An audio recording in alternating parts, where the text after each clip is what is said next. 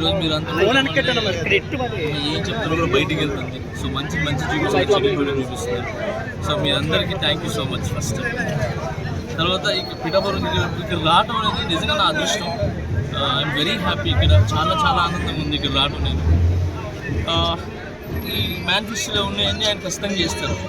So దీనికంటే ముందు నేను వచ్చి చూసుకుంది నాకు ఇక్కడ ఏంటంటే మీ మెయిన్ అక్కడ 4 రోడ్ల సెంటర్ ఉంది కదా. సో ఆ సెంటర్ దగ్గర మెయిన్ ఒక బస్ షెల్టర్ మీకు కావాలి. ఇప్పుడు వచ్చేది కూడా ఏమంటారు ఎండలు వస్తున్నాయి. సో అక్కడ షెల్టర్ లేదు, దాని తర్వాత సిగ్నల్ లేదు అక్కడ. మెయిన్ నాకు తెలిసి చాలా యాక్సిడెంట్ జరుగుతుంటాయి. సో ఫస్ట్ ఆఫ్ ఆల్ ఆ షెల్టర్ ఆ సిగ్నల్ ఏదైతే ఉందో అది కళ్యాణ్ గారికి చెప్పి ఇమీడియట్లీగా పెట్టిస్తాను. నెంబర్ 1 నా తరపు నుంచి, జనసేన తరపు నుంచి, కళ్యాణం తరపు నుంచి అది ఖచ్చితంగా నేను మాట్లాడి చేపిస్తాను. అండ్ అలాగే ఒక ప్లేస్లో ఏదో వైన్స్ ఉంది.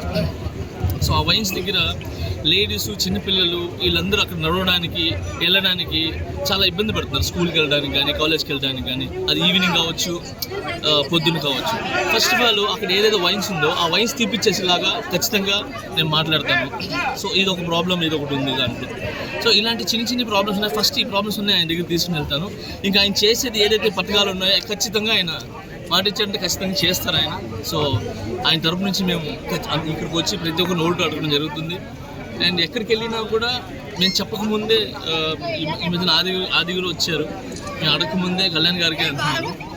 అలాగే కళ్యాణ్ గారికి ఖచ్చితంగా మీరందరూ ఓట్లు వేసి గెలిపించి ఈ పిఠాపురం మొన్నటిదాకా అందరికీ తెలుసు.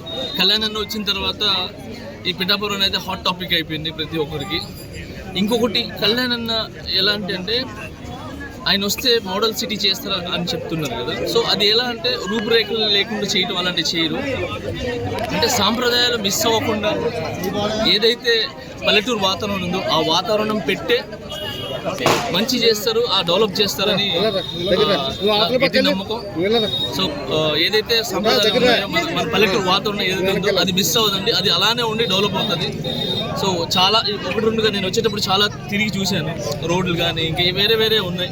సో మీకు ఎగ్జాంపుల్ చెప్పాను కదా, వైన్స్తో ఒకటి అక్కడ యాక్సిడెంట్ జరుగుతుందని చెప్పాను కదా. ఇవన్నీ కూడా జరుగుతాయి. ఖచ్చితంగా ఆయనకి సపోర్ట్గా మేము ఉంటాము. అండ్ ఇదే కాదు, ప్రతి స్పెషల్గా జనసేన అనేది ఎలా అంటే ఒక కులం మొత్తం ఏమంటారు ఇలాంటి ఏం లేవండి. నేను ఈరోజు ఇక్కడ రావడానికి కూడా కారణం ఆయన క్యారెక్టర్. ఆయన చాలా మంచి వ్యక్తి. సో మమ్మల్ని అందరూ దగ్గర తీస్తారు. అది ఒక చెప్తున్నాను కదా, కులాల మతాలు అనేది ఆయన మైండ్లో ఉండదు. సో అందుకే నేను ఈరోజు రావడం జరిగింది. సో ఆయన మంచి మేము షూట్లో ఉన్నప్పుడు కానీ లేదంటే ఆయన పర్సనల్గా కానీ మేము వెళ్ళి ఆయన దగ్గర నుంచి చూసాము. మేము ఆయన మనసు కానీ ఆయన ఆలోచనలు కానీ ఎప్పుడు స్టార్టింగ్ నుంచి మేము జానీ షూట్ చేసినప్పటి నుంచి కూడా ఆయన టోటల్గా జనాల గురించి, ప్రజల గురించి ఆలోచించేవాళ్ళు. సో ఆయన గురించి ఎంత చెప్పినా తక్కువే. ఖచ్చితంగా పిఠాపురం అనేది ఒక నెక్స్ట్ లెవెల్లో ఉంటుంది, చాలా బాగుంటుందని నేను నమ్ముతున్నాను. నా అభినందనలు. మా పవన్ కళ్యాణ్ గారు పిఠాపురం నియోజకవర్గానికి ఆయన ఎమ్మెల్యేగా ఈసారి పోటీ చేస్తున్నారు.